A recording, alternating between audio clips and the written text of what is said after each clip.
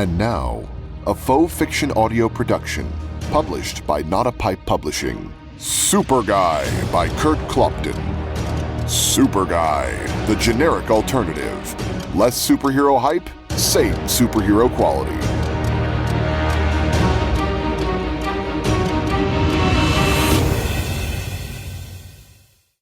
Chapter 3. The mayor needed something big.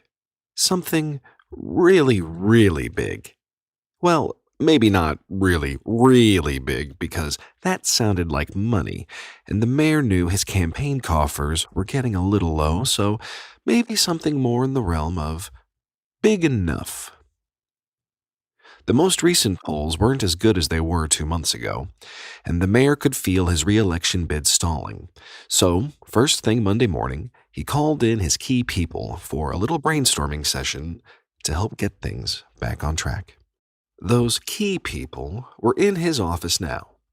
The more important ones, like his personal assistant Lily, the deputy mayor, and the police chief, were sitting on chairs closer to his desk while several other people, more staff members and such, lined the walls behind them. He didn't know them all, but a couple looked familiar. His campaign manager, Phil, sat on the window ledge behind his desk at the moment, but would routinely stand up to pace back and forth. The mayor sat in his chair, waiting until everyone was settled. Then he began. Lily says we're down another 2 points over the weekend. Going right to the heart of the matter. The mayor liked to do that, to seem like the kind of guy who didn't flit around the edge of the party, but was right there, front and center, first in line for the keg. De Niro would be like that, he thought. He wondered if De Niro had ever played a mayor. He would have Lily look into it and see if there was anything. Or he could just watch Casino again. He owned the Blu-ray.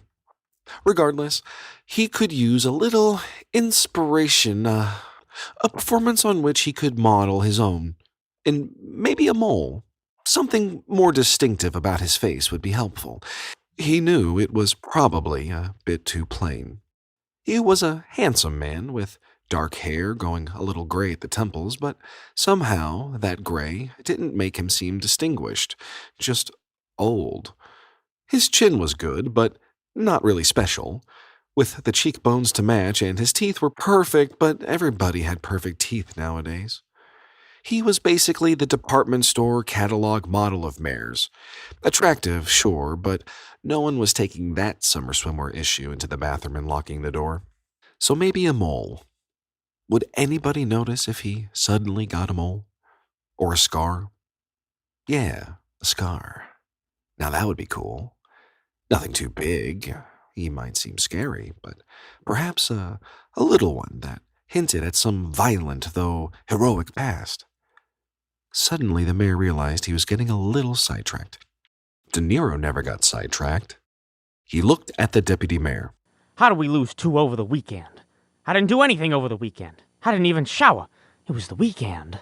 The deputy mayor, a tall, thin man with a hawk nose and trendy glasses, waved a hand slightly as if fending off a gnat and shook his head.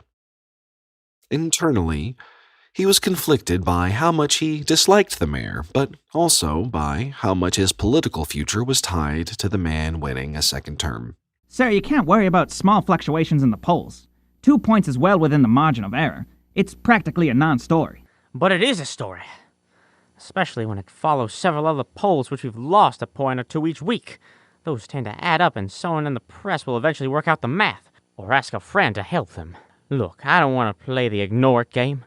I want to attack this thing head on. I want to do something to pick those numbers back up. It's way too close now, and their guy isn't going to do anything stupid and give it to us. We need to take it. Plus, he's killing it on these latest crime figures. That might be just the edge he needs in these last few weeks. He turned his attention to the police chief. Speaking of crime stats, Chief, what the hell happened in there? Yeah, what the hell?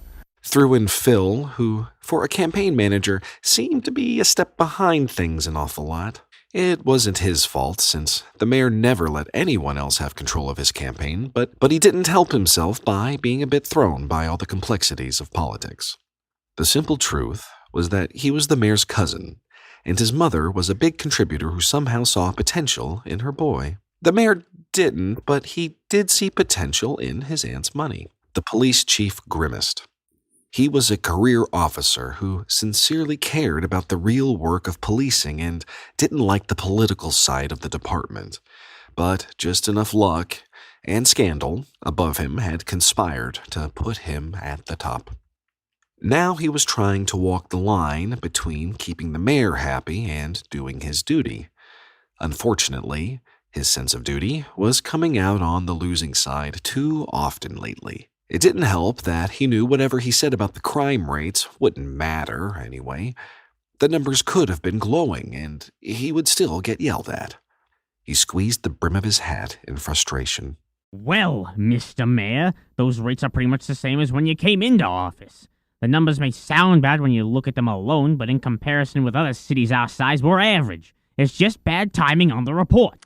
Bad timing is an understatement. Why right now anyway? Don't we have some control over that? Well, it was part of your initiative, sir. You ran an anti-crime campaign the first time around, and regular reporting of crime statistics was one part of that. Unfortunately, your challenger is using it against you rather effectively. What have you been doing for 4 years if it's still the same? Actually, it's not quite the same. The crime rate has risen in the last 6 months. Hasn't it? Sure, it's a bit of a rise, but that'll average out in the long run. He brushed his hand against the side of his head, smoothing his white hair above his ear.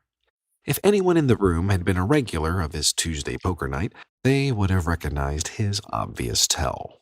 Despite his words, the chief was secretly very concerned about the recent rise in crime because it wasn't a typical increase, and he had quietly formed a small task force to look into it. Truth be told, he wondered if he wouldn't mind the mayor losing the election so he would then be replaced with the incoming administration and not have to deal with this apparent new problem. He had been in law enforcement a long time, and it smelled like something big to him, maybe organized crime. And that meant he had a fight on his hands. Not that he minded a fight, but without backing, it wasn't something he could win. The mayor gave him a dismissive wave. Oh, I don't want to hear it. Okay, so what do? I ran on anti-crime, as the deputy mayor so helpfully pointed out, and crime is what's killing us now. That doesn't look very good. We need something to turn that around quickly. Some big step against crime. Maybe some new policies. We did that first thing in office. Nothing changed. Well, that's because most of the policies spend money on useless things. Consultancies and feasibility studies, if I recall correctly. New paint jobs and old cars. Didn't put any new offices on the street where the problems are, where it would make a real difference. Got some nicely bound reports, though. Real top-notch work. Okay, enough. Do we have any money to work with, and can we move any of that money around to get somebody on the streets? Getting more officers out there might do it. I doubt that. I believe most of this year's budget has been paid out, and going over will just look bad. The fiscal office sent Lily the latest numbers. He nodded toward Lily, but didn't look at her. That was another area of contention for him. He had the biggest crush on this young woman, with her short brown hair and dark eyes. But even though they were both single, he never did anything about it because he sensed her total dedication to the mayor. If they spent any time together at all, she would undoubtedly realize he didn't like the mayor, and the relationship would surely be doomed. So now he just passively aggressively hated her since he believed she loved the mayor he hated. It made perfectly good sense. Everyone looked at Lily, who was sitting on a chair at the side of the room with a mammoth-sized stack of files on her tiny lap. She was already paging through one of them. Shortly, she nodded her head without looking up. Yes, it looks like the deputy mayor is right. Most everything has been allocated and spent. Great, said the mayor, obviously without enthusiasm. He rubbed his chin, trying to think of a De Niro movie that could help. Ronin was good. He liked Ronin. That girl in it sure was pretty. Oh, there is something that hasn't been used yet. What's that? The hero position. It's never been filled. Oh, crap, not a hero, said the police chief, rubbing his temples. He felt a headache coming on. This was the last thing he needed. The hero topic was almost always discussed whenever 2 or more police officials got together. The pervading theory was that it was never good for a police department. Whenever there was the inkling of some big crime, let alone a supervillain, the city always demanded a hero. A regular cop couldn't even get a free donut after that. The police chief recalled O'Hara crying in his scotch about it at the last conference, complaining about the commissioner always running to the red phone the instant some bad guy pulled into town. He didn't get a chance to do anything. No detectives on the case, no special patrols, not a single task force. Nothing. O'Hara went on, talking about other complications concerning his wife and their private time. He was a real mess. The chief shuddered at the memory. Hero position? What hero position? This file was different than the other variously colored ones on her lap. It had a metallic sheen like brushed aluminum, and had the letters DSF etched across the front. They stood for Department of Superhero Funding, the federal entity that approved and created hero positions. Oh, the hero position, said the deputy mayor, nodding his head in recognition. The hero. Oh, yeah. And? Phil looked up at the mayor, realizing he wanted him to say something for real. That didn't happen often. It was part of the anti-crime campaign and also part of the budget, although we never filled the position. I think we only allocated the minimum amount to create it in the first place, thus keeping our promise to create the position, but then also keeping it vacant to use the money as a slush fund. Yeah, that's right, I remember now. Voters love their heroes. That was always good for an applause break during a speech. And even more brilliant not to fill it and use the money to cover other stuff. Who thought of that? Williams. And where's... No longer with us. Under indictment. Oh, so this hero position then. Conveniently not filled. So we appoint someone. Get a hero out on the streets and we look good, tackling the crime issue. I must object. If it's a slush fund, why not move the money so we can get more cops on the street? No, I like this better. It's bigger. A few cops can't compare to a hero. A hero just makes my department look bad. Makes us look incompetent.